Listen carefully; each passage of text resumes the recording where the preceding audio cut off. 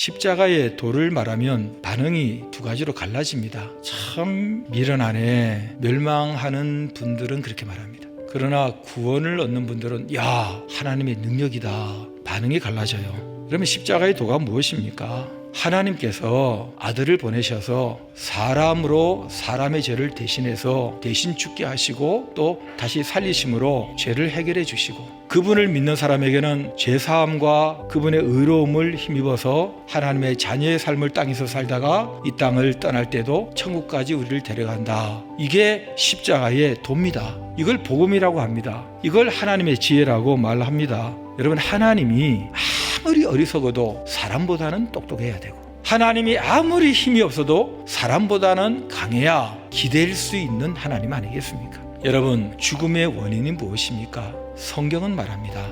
죄 때문이다.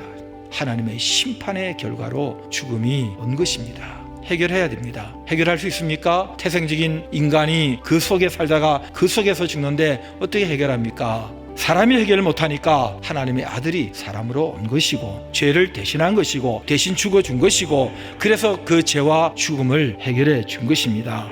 논리적이지 않습니까? 사람의 지혜로 상상도 할 수 없는 하나님의 지혜로 가능한 것이고, 사람의 능력으로 해결할 수 없는 하나님의 능력으로만 가능한 일이 일어나게 된 것입니다. 십자가의 도가 그렇게 우리를 구원한다는 것을 어떻게 압니까? 성경은 말합니다. 믿음으로 알게 된다. 믿음이 뭡니까? 무조건 믿는 거다. 그런 믿음은 성경에 없습니다. 여러분, 우리가 무조건 믿을 수가 없습니다. 사람은 자기가 이해해야 믿습니다. 믿어줘야 믿습니다. 그래서 성경을 보니 이게 선물이었구나, 은혜였구나, 그냥 준 거였구나. 그 하나님의 선물로 나에게 믿어지게 만들어주시는 믿음을 주시니 그게 믿어졌고, 믿으니 그게 사실이었고 이해가 됐고, 그래서 우리는 믿고 있는 것입니다.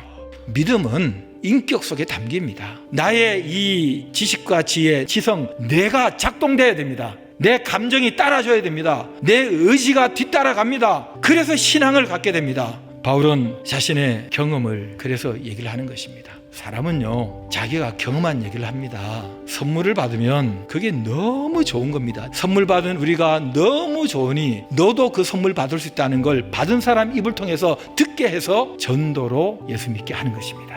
그리고 정말 좋으니까 그분이 원하는 걸 하고 싶어 합니다. 그게 신앙생활입니다. 신앙생활은 그렇게 자유와 평안 가운데 하는 것이지 욱박질러서 억지로 하는 게 아닙니다. 여러분, 열심히 해서 천국 가는 게 아닙니다. 천국에 가게 하신 주님이 너무 고마워서 자발적으로 열심히 하는 것입니다.